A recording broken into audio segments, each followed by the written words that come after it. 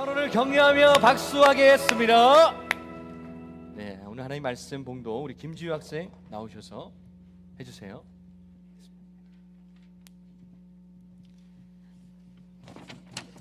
오늘 하나님께서 우리에게 주신 말씀은 요한복음 4장 21절에서 24절의 말씀입니다. 예수께서 이르시되 여자여 내 말을 믿으라. 이 산에서도 말고 예루살렘에서도 말고 너희가 아버지께 예배할 때가 이르리라. 너희는 알지 못하는 것을 예배하고 우리는 아는 것을 예배하노니 이는 구원이 유대인에게서 남이라. 아버지께 참되게 예배하는 자들은 영과 진리로 예배할 때가 오나니 이때라 곧 이때라. 아버지께서는 자기에게 이렇게 예배하는 자들을 찾으시느니라. 하나님은 영이시니 예배하는 자가 영과 진리로 예배할지니라. 아멘.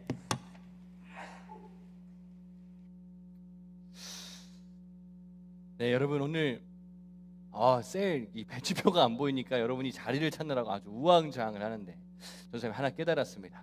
우리가 예배 드릴 때도 기준을 잘 세워야 돼요. 오늘 말씀을 통해서 볼 건데 하나님을 뭐와 뭐로 예배하라고 하죠? 영과 진리로 예배하는 그 기준이 바로 서야만 우리 예배가 질서가 있는 거예요. 우리가 그 예배를 오늘 함께 배워보길 소망합니다.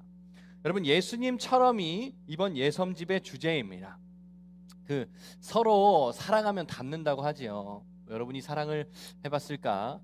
좀 고민 들지만 아무튼 사랑하면 서로 닮는다고 해요. 마찬가지로 하나님과의 관계 속에서도 사랑의 관계 가운데 살아가게 되면 그리스도인은 예수님을 닮아가게 됩니다. 그분이 기도하셨던 것처럼 하나님 앞에 기도하는 삶을 살고 그분이 사람을 이웃을 사랑하셨듯이 나도 이웃을 돌보게 되고 예수님이 거룩하신 것처럼 나도 거룩한 그 성품을 닮아간다라는 거예요. 여러분 제가 우리 교회에 좋아하는 아이 몇 명이 있습니다. 제가 아이들을 그러니까 우리 중학생 친구들 말고 그 꼬맹이들 있지 않습니까? 좋아하는 친구 몇 명이 있는데 그 중에 한 명이 그 성민이라고 아세요? 네. 제가 성민이 되게 좋아하거든요. 저랑 문자하는 사이예요. 주중에 가끔씩 이제 영상 통화도 했던 적이 있고. 아무튼 되게 제가 성민이를 좋아하는데 지금 초등학생이니까 초등학생인데 그 성민이를 맨날 따라다니는 애가 있어. 옆에 주혁이라고 있어. 주혁이. 성민이보다 진짜 더 조그맣고 진짜 아주 앙증맞고 그 귀여운 애기가 한 명 더 있는데 둘이 맨날 쫄래쫄래 붙어 다녀요. 그래서 주중에 예배가 마치고 전도사님 3층을 내려가면 그 둘이서 막 그 3층 로비를 막 활보하고 있단 말이야. 근데 재밌는 게 성민이가 가는 곳에 주혁이가 다 따라가. 그리고 성민이가 펄쩍 뛰면 똑같이 펄쩍 뛰고 구르려 하면 구르려 그러고 계단 내려가려면 계단 내려가려 그러고 요즘은 말도 조금씩 따라하는 것 같아요. 너무 좋아하니까 형이 하는 거를 다 따라하고 싶은 거예요. 여러분 마찬가지로 우리가 예수님을 사랑한다면 예수님을 가까이 하고 우리가 그 예수님을 닮아가고 또 그것이 우리에게도 기쁨이 된다라는 거예요. 오늘은 예수님처럼 예배하자라는 주제를 가지고 말씀을 봅니다. 제 모니터 소리를 살짝만 줄여주세요. 예, 예수님처럼 그렇게 웃겨요? 예. 제 목소리 너무 커가지고 부담스럽습니다. 하나 둘 셋. 네, 오늘은 예수님처럼 예배하자라는 주제를 가지고 말씀을 보는데 여러분 예배가 무엇일까요? 보통 예배를 뭐 한다라고 표현하죠? 예배를 드린다라고 표현을 하죠. 맞습니다. 영어로 서비스라는 단어가 영어 이제 예배를 의미하는 단어 중에 하나예요. 우리는 보통 사람은요 자기가 서비스 받는 걸 좋아해. 무언가를 내가 받는 거를 좋아한다라는 거야. 그런데 예배는 어떤 것에 더 초점이 맞춰져 있다고? 드리는 것. 드리는 것에 초점이 맞춰진 거예요. 여러분 세상은요 인간의 궁극적인 목표를 뭐라 얘기하냐면 자아실현 이런 말 많이 들어보셨죠? 자기가 행복한 삶을 사는 것이 인생의 궁극적인 목표래요. 나를 위해서 살아가는 것, 나의 행복을 위해서 살아가는 것. 근데 때로는 자신이 원하는 목표와 내 마음의 소원을 이루기 위해서 다른 경쟁하는 사람들을 짓밟기도 하고 개인의 그 막대한 부와 어떤 육체의 정욕을 채우기 위해서 쾌락을 얻기 위해서 다른 사람들에게 피해를 끼치기도 합니다. 최근에도 이 부자들의 더 가질 것이 없는 부자들의 그 은밀한 사생활이 담긴 파일이 공개되면서 전 세계적으로 파장을 일으켰어요. 사람의 욕심에는 끝이 없다. 저는 그걸 보면서 느꼈어요. 가져도요 더 가지고 싶어요. 이미 높아질 대로 높아져 있는데 더 군림하고 싶어하고 남들을 통해서 자신의 존재를 증명하고 싶어하는 사람의 마음에는 만족의 한계가 없다라는 생각이 들었어요. 그런데 반대로 예수님은요 자기를 따라오려거든 자기의 십자가를 지래요. 자기를 부인하래요. 나의 만족이 아니라 오히려 그 만족으로부터 멀어지는 가르침을 예수님께서는 우리에게 주셨어요. 여러분, 우리가 세례 입교를 하면요, 제일 먼저 배우는 질문이 있어요. 우리 다음 주 주일에 오후 4시에 우리가 본당에서 세례 입교 예식이 있습니다. 맞죠? 이번에 세례 입교 받는 친구도 한번 손 들어볼래요? 네. 우리 박수 한번 할까요? 이번에 전도사님 목사님한테 칭찬을 받았어. 너무 많이 신청을 했다고 해가지고 거의 한 합쳐보니까 30명 정도 되던데 30명의 친구들이 본당에서 함께 이제 세례 입교를 받습니다. 아무튼 오셔서 많이 축하해 주시면 고맙겠어요. 그런데 이 세례 입교를 받는 가운데도 중요한 질문, 첫 번째로 배우는 질문이 있어. 그게 뭐냐면 사람의 제일 되는 목적이 무엇입니까? 들어보셨죠? 아이, 큰일 났네요. 사람의 제일 되는 목적이 무엇이에요? 배웠네. 하나님을 영화롭게 하고 영원토록 그를 즐거워하는 것. 이게 답이에요. 이게 우리 장로교의 참 중요한 교리 중에 하나인 그 웨스터민스터 소요리 문답이라는 것이 있는데 거기에 첫 번째로 나오는 문답이에요. 사람의 제일 되는 목적은요, 하나님을 영화롭게 하는 것과 그를 영원토록 즐거워하는 것이래요. 하나님을 영화롭게 한다. 이게 무슨 뜻일까요? 여기서 하나님을 영화롭게 한다. 하나님의 영광을 높이 올려드리는 거예요. 하나님을 드러내는 거예요. 마치 거울에 후레쉬를 비치면, 빛을 비치면 그게 반사돼서 똑같이 빛이 나오듯이 그 하나님의 영광을 세상 가운데 비추며 살아가는 거예요. 그걸 통해서 하나님의 이름을 높이는 것이지요. 그래요, 하나님을 예배할 때, 애초에 우리가 하나님을 예배할 때 만족하도록 하나님께서 우리를 창조하셨다라는 겁니다. 하나님을 영화롭게 한다. 하나님을 예배한다. 그분을 높일 때 그분의 사랑을 높이고, 그렇게 사랑으로 그분을 높이는 경외심으로 우리의 마음이 채워지도록 우리를 세팅해 놓으셨다라는 겁니다. 하나님을 영화롭게 하는 것과 하나님을 기뻐하는 것이 그래서 구분되지 않는 거예요. 하나님을 영화롭게 하는 삶을 살면 하나님을 기뻐하며 그 인생의 행복을 누릴 수 있어요. 그것이 예배 현장에서 우리가 경험하는 것이지요. 죄로 말미암아서 하나님과 단절되었던 우리의 관계를요, 예수 그리스도의 십자가로 말미암아서 다시 회복시켜 주셨습니다. 그 회복된 관계 가운데 그럼 우리가 무엇을 위해서 살아가야 되냐? 이전에 내가 추구했던 쾌락과 육체의 정욕을 쫓아 살면 여러분 마음 가운데 잠깐의 기쁨과 즐거움이 있을지 몰라도 공허함이 들 거예요. 왜? 죄에서 씻음 받은 우리는, 하나님과의 회복된 관계 속에서 살아가는 우리는요, 더 이상 육체의 정욕, 이생의 자랑 그런 거 가지고 마음이 채워지지 않아요. 하나님을 예배할 때 우리가 행복하다라는 거예요. 나를 채우려고 하면 할수록 내 마음은 점점 더 공허해질 것 같은데 하나님을 예배할 때 내 마음에 그 유일한 기쁨이 온다라는 겁니다. 여러분, 그러니 사순절 기간에 마치 내 마음을 채울 수 없는 것들이 있지 않습니까? 예를 들어 웹툰이나 뭐 드라마나, 저는 선생님 너무 좋아했어요. 애니메이션이나. 근데 끝나고 나면 그 마음이 어때? 좀 공허해. 끝나면 마음이 행복하고 나도 이제 이렇게 살아야 하자고 쭉 살면 좋은데 다시 또 이것만큼 재밌는 게 없을까 찾아가기를 여러 번 했어. 나도 여러 번 했어.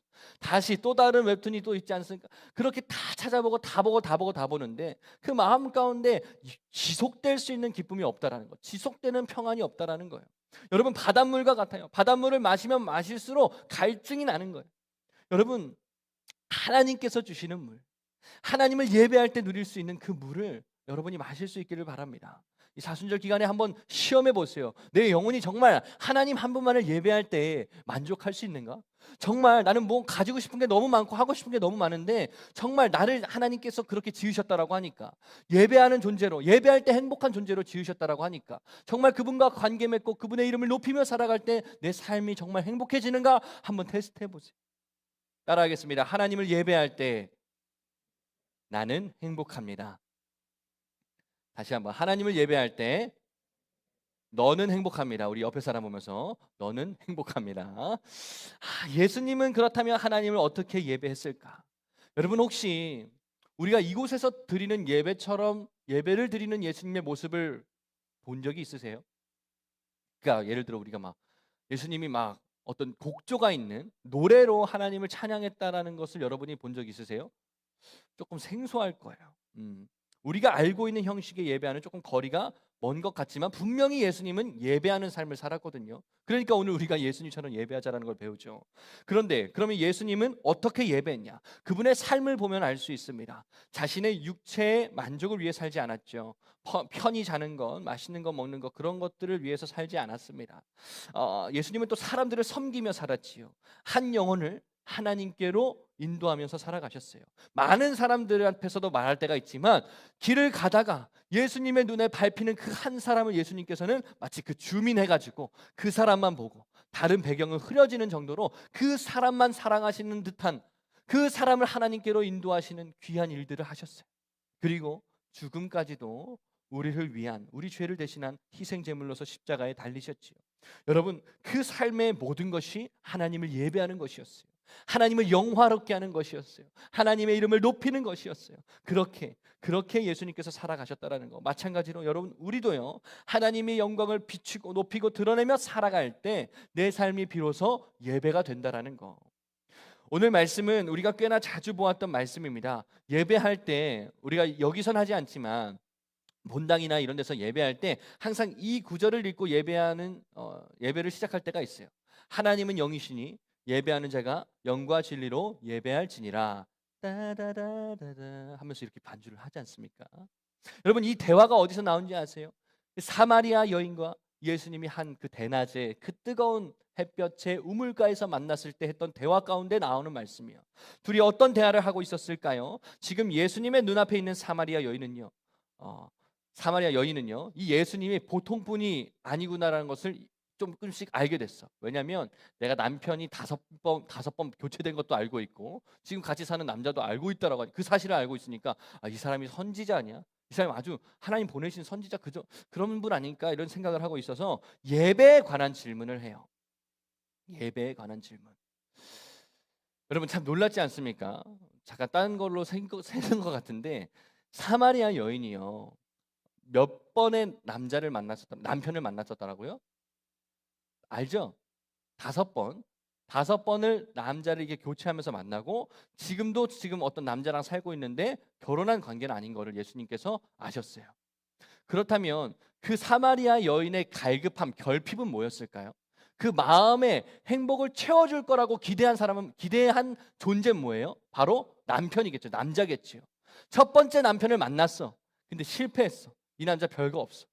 나를 행복하게 해주지 못해. 사랑이 변하지 않을 거라든지 덜하더니 나를 사랑하지 않아 끝까지. 그래서 두 번째 남편을 만나고 그 두 번째 남편을 만날 때도 기대가 있을 거 아니야. 얘는 좀 다르겠지. 이 남자면 괜찮을 거야. 근데 또 실패했어. 이 남자도 아닌 거야. 또 다음 사람을 만났을 때 또 기대가 있었어요. 또 다음. 그리고 마지막으로 그 다음. 지금 같이 살고 있는 남자. 이 여자는요, 그 마음에 갈망이 있었다고, 갈급함이 있었다고. 근데 놀랍게도 이 여인이 예수님이 하나님이 보내신 사람이라고 생각이 들고 깨닫자마자 이 질문을 한 거예요. 예배에 관한 질문. 여러분, 이게 놀라운 겁니다. 내 마음을 채워줄 것 같은 그 남자가 아니라 정말 그 여자는 내 마음의 갈망을 채울 수 있는 그 예배에 관한 질문을 예수님께 드리는 거예요. 여러분, 여러분이 삶에서 나를 행복하게 해줄 거라고 기대하고 있는 것이 무엇입니까? 정말 그것을 가지게 되고 나서 그 기쁨이 여러분의 영원한 삶 가운데 동행할 수 있는 기쁨입니까? 우리는 예배할 때 행복한 존재로 하나님께서 부르신 줄 믿습니다. 그래서 예배에 관한 질문을 이렇게 드려요. 사마리아 여인이 요한복음 4장 20절 말씀이에요. 우리 함께 읽겠습니다. 요한복음 4장 20절 말씀. 제가 20절 말씀을 제가 안 드렸나요? 제가 읽겠습니다. 우리 조상들은 이 산에서 예배하였는데 당신들의 말은 예배할 곳이 예루살렘에 있다 하더이다. 그러니까 사마리아 여인들의 조상, 사마리아인들은 이 산에서 예배했대. 이 산이 뭐냐면 그리심산이에요. 그리심산. 여러분, 그리심산은요, 사마리아인들이 아주 중요하게 생각하는 곳입니다. 옛날에 모세가 그 광야 시대를 지나서 가나안 땅으로 들어가서 이 백성들을 축복하라고 올라간 곳이 어디예요? 그리심산입니다. 그리심산. 이 사마리아 사람들은 구약 중에서요, 모세 오경만을 인정해. 그래서 그들한테는 이게 제일 중요했어. 하나님을 예배한다면 거기서 드리는 예배를 하나님께서 받으실 거야. 우리가 예배를 거기서 드려야 마땅한 거야 이렇게 생각했다라고요. 여러분, 사마리아인들이 있고 사마리아인들을 증오했던, 혐오했던 유대인들이 있어요. 둘의 사이는 아주 좋지 못했어요. 왜 그럴까? 원래는 같은 민족이었어요. 구약 성경에 나오는, 그 모세오경에 나오는 이스라엘 민족이었다고. 하나님이 선택했던 한 민족이었는데 모세 시대 이후에 가나안 땅에 들어가고 조금 시간이 지나고 나중에 이 이스라엘이 두 민족으로 나눠져요. 여로보암과 르호보암 때 남유다와 북이스라엘 두 개로 나눠져요. 그런데 여기서 문제가 생겨요. 북이스라엘이 멸망하는데, 아수르한테 멸망할 때 그 옆에 있던 큰 지역이 있었거든요. 그게 바로 사마리아였어요. 그 아수르 사람들과, 그리고 그 사마리아에 살던 이방인들과 얘네들이 이제 같이 살게 된 거야. 섞이게 된 거야. 그래서 그 자손들은 뭐야? 혼혈이야, 혼혈. 근데 유대인들한테는 포기할 수 없는 정체성이 있거든. 하나님이 선택하신 민족. 다른 신을 섬길 수 없어. 이방인은 하나님의 나라에 들어갈 수 없어. 그런데 감히 하나님께 선택받은 백성이 이방인과 관계를 맺고 이방인과 자식을 낳고 이방인과 함께 어울려서 산다? 그래서 이 사람들을 싫어했어요. 사마리아인들을 차별했어요. 혐오했어요. 반대로 유대인들은 예루살렘에서 드리는 예배가 진짜라고 주장했어요. 아까 사마리아인은 어디서 드리는 예배가 진짜라고 했다고요? 그리심산. 근데 유대인들은 예루살렘에서 드리는 예배가 진짜라고 주장해요. 왜냐하면 이 모세 시대를 지나서 그 다윗과 솔로몬 시대에 그들이 성전이 세운 곳, 하나님이 그 남유다 백성들을 계속 쭉 이끌면서 했던 역사가 모세오경 뒤에도 성경이 많이 있잖아요. 선지서도 있고 뭐 시편도 있고 막 여러 가지 성경이 있지 않습니까? 그 이끄신 하나님의 역사가 우리 가운데 있기를 믿었기 때문에 또 하나님의 임재를 상징하는 언약궤가 지금 어디에 있어? 예루살렘 그곳에 있기 때문에 이곳에서 예배를 드려야지 하나님께서 받으시는 거야 라고 생각했더라. 그러니까 이 둘은요, 물과 기름 같아서 서로 섞일 수가 없어. 그러니 사마리아 여인도 이걸 궁금해하는 거예요. 나 어디서 예배해야 됩니까? 여러분, 이 질문에 만약에 예수님께서 답을 예루살렘이라고 하면 지금 사마리아 여인은 오케이, 거기 가서 들을 마음이 전제되어 있는 것이죠. 왜? 예배에 대한 갈망이 있으니까. 하나님께서 보내신 사람이라고 하니까. 나 어떻게 어디서 예배 드리면 될까요? 그런데 우리 예수님께서 이렇게 대답하십니다. 21절의 말씀이에요. 21절의 말씀은 있죠? 함께 읽겠습니다. 시작. 예수께서 이르시되 여자여 내 말을 믿으라. 이 산에서도 말고 예루살렘에서도 말고 너희가 아버지께 예배할 때가 이르리라. 아멘. 놀랍게도 예수님은요, 그리심산이랑 예루살렘 둘 중에 아무것도 선택하지 않으세요. 다만 이렇게 말씀하세요. 아버지께 예배할 때가 이르리라. 장소에 관한 질문을 드렸는데 예수님께서는 이 답변을 장소로 얘기하지 않으십니다. 시간을 말씀하세요. 예배할 때가 이르리라. 그리고 아버지께. 아버지, 이거는 사마리아인과 유대인들도 모두 그 아버지라 고백할 수 있는 여호와 하나님을 말해요. 그 하나님은 누구를 선택하지 않으시고 모두를 사랑하신다라는 거예요. 모두에게 하나님 앞에 나와서 예배할 수 있는 자격을 허락해 주셨다. 영과 진리로 예배할 때가 이렇습니다. 다른 말로 하면 성령과 예수 그리스도로 하나님 앞에 나올 자격을 주신다라는 겁니다. 계속해서 22절의 말씀 제가 있습니다. 너희는 알지 못하는 것을 예배하고 우리는 아는 것을 예배하노니 이는 구원이 유대인에게서 남이라. 쉽게 말해서 예수님은요, 모세오경 이후에 그 하나님께서 이 유다 백성들을 이끌었던 역사를 인정하시는 거예요. 그래서 구원이 유대인에게서 남이라. 지금 유대인들이 지금까지 온 과정을 이끄신 분이 하나님이시니까 그것을 너희가 무시해서는 안 돼. 무시해서는 안 돼. 그런데 유대인도 마찬가지로 진짜 예배를 드리기 위해서는 이것이 필요하다라고 하는데, 이게 바로 23절의 말씀과 24절의 말씀인데 우리 마지막으로 이 말씀 읽겠습니다. 23절부터 24절 말씀 시작. 아버지께 참되게 예배하는 자들은 영과 진리로 예배할 때가 오나니 곧 이때라. 아버지께서는 자기에게 이렇게 예배하는 자들을 찾으시느니라. 하나님은 영이시니 예배하는 자가 영과 진리로 예배할지니라. 아멘. 하나님을 예배할 때가 언제냐? 곧 이때라. 지금이라는 거예요. 그럼 지금 예배하면 이따가는 예배 안 해도 되는 거예요? 여기서 성경이 말하는 때는 뭐냐면요, 이 시계가 가르치는 한 지점이 아니라 예수님으로 인해서 시작된 때 새로운 시대를 의미해요. 예를 들어 전도사님이 아침에 옷을 입으면 벗기 전까지, 갈아입기 전까지 그 옷을 계속 입고 있는 상태인 거예요. 이해가 됩니까? 여러분이 아침에 교회를 나가면서 옷을 입었잖아요. 옷을 입었잖아요. 이게 예배할 때가 된 거야. 옷을 입었어. 그러면 그 이후 시간에는 우리가 다른 옷을 입고 있는 거야? 옷을 계속 입고 있는 상태인 거잖아요. 예수님을 예배할 때가 시작되면 계속해서 예배자로 살아가는 거예요. 예배자로 살게 되는 부르심을 하나님께서 우리 가운데 허락하여 주셨어요. 그래서 예수님처럼 예배하자. 그건 뭐냐면 특정한 때만 예배하는 게 아니에요. 지금은 예배한 때입니까? 그럼 이따가는 예배를 쉬어야 됩니까? 아니요. 이 문 밖을 나서서도 여러분은 하나님을 예배하면서 살아갈 수 있는 존재로 하나님께서 부르셨다라고요. 예배할 수 없었던 우리, 하나님 앞에 설 수 없었던 우리를 예수 그리스도의 십자가의 그 복음으로 말미암아서 회복시키신 하나님께서 우리를 이 문 밖에서도 그 삶으로 하나님을 예배하는 존재로 불러주셨다라는 겁니다. 영과 진리, 진리는 변하지 않는 겁니다. 진리 대신 예수 그리스도를 힘입어서 살아갈 때 영, 성령의 도우심으로 힘입어서 하나님 앞에서 살아갈 때 그 삶의 모든 것이 하나님을 향한 예배가 되는 거예요. 그러니 우리의 친구 관계로도 예배할 수 있어요. 내가 예수님을 믿기 때문에 이전에는 내가 좋아하는 친구들, 내 마음에 드는 사람들하고만 관계를 맺었어. 근데 그렇지 않은 친구들, 소외된 친구들도 이제 내 시선에 들어오는 거야. 이전에는 남을 판단하며 살았어. 미워하며 살았어. 근데 그렇지 않아. 이제는 왜? 내 안에 예수님이 계시잖아. 성령님과 예수님과 동행하면서 그 사람도 사랑하고 용서해보게 되는 거예요. 이게 관계로 예배하는 거예요. 마찬가지로 공부를 하는 동기가 중요한 거예요. 예전에는 내 세속적인 야망을 이루려고 열심히 공부했어. 좋은 대학 가서 좋은 직장 가서 예쁜 여자, 잘생긴 남자랑 결혼해서 돈 많이 벌어가지고 내가 누리고 싶은 호화스러운 삶을 살아야지. 그 꿈을 위해서 열심히 공부했다면 이제 구원받은 그리스도인은 하나님을 그 공부로도 예배하는 거야. 왜? 그 마음의 동기가 나는 이 공부를 통해서 나중에 하나님께 이러한 영광을 올려드리고 싶다. 또 하나님께서 나에게 학생이라는 직분을 주셨으니 내가 이 공부를 하는 것도 하나님 앞에서 하는 거야. 무슨 일을 하든지 마음을 다하여 죽게 하듯 하고 사람에게 하듯 하지 말라. 이게 하나님 주신 말씀이잖아요. 공부도 나는 선생님한테 잘 보이려고 하는 거 아니야. 부모님한테 잘 보이려고 하는 거 아니야. 하나님께 잘 보이려고 하는 거야. 하나님을 나는 이 공부로도 예배하는 거야. 이렇게 삶의 모든 그 파트들이 하나님을 예배하는 동기로 바뀐다라는 거예요.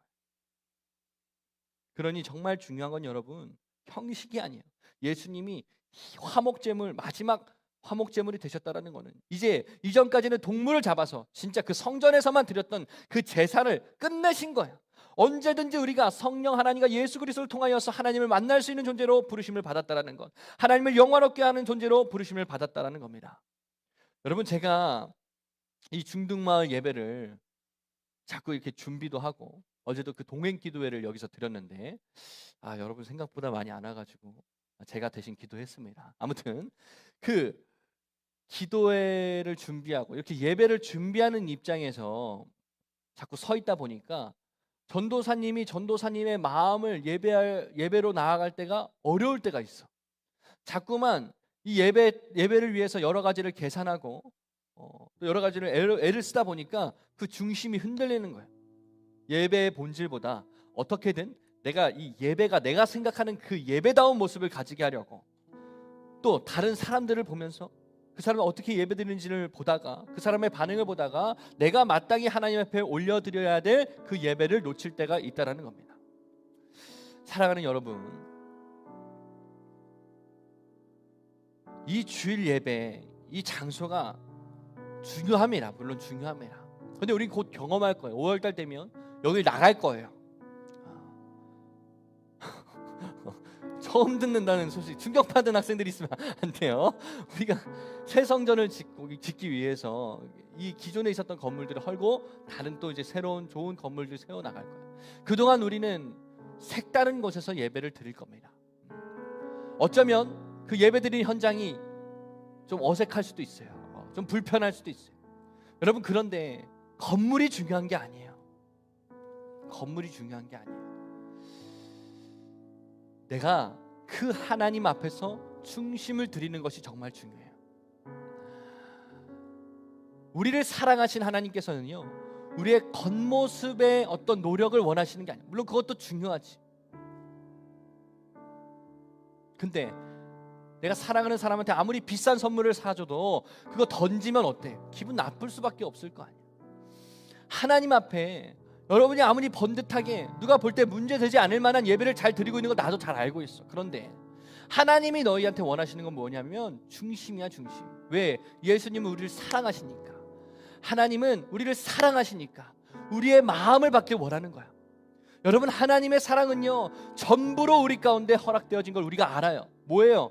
나보다 소중한 나의 아들, 나의 예수 그리스도를 십자가에 내어 죽이실 만큼 우리를 사랑하셨단 말이야. 전부를 주시고 우리를 사랑하셨어. 그런데 여러분, 우리는요 여기서는 하나님을 예배하는데 밖에 나가서는 세상 사람들과 다를 바 없이 살아가요. 여기서는 하나님 앞에 그 찬양의 고백들을 드려요. 하나님만 사랑하겠습니다라고 하는데 세상에 나가서는 세상의 방식을 따라가는 거야. 하나님을 여기서는 예배하는데 거기선 예배하지 않는 거야. 여러분, 그 가운데 우리의 중심을 아시는 하나님께서 얼마나 가슴이 아프시겠냐고. 주일 1시간을 원하시는 게 아니에요. 전부로 우리를 사신 하나님께서는 여러분의 전부를 원하세요. 이게 이기적으로 들립니까? 그렇지 않아요. 그렇지 않아요. 그래야만 여러분도 행복할 수 있거든요.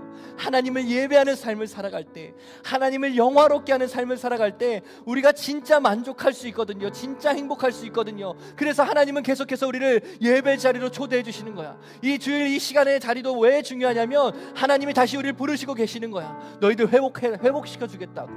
일주일 동안 그렇게 살았니? 괜찮아. 내가 여기서 다시 시작할 때 시작할게. 지금 예배하면 돼. 지금부터 예배자가 되면 돼. 여기서 너희의 중심을 들여봐.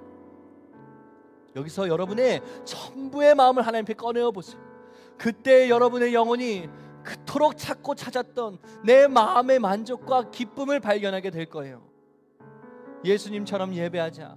예수님처럼 살아가라는 겁니다. 예수님처럼 하나님과 동행하라는 겁니다.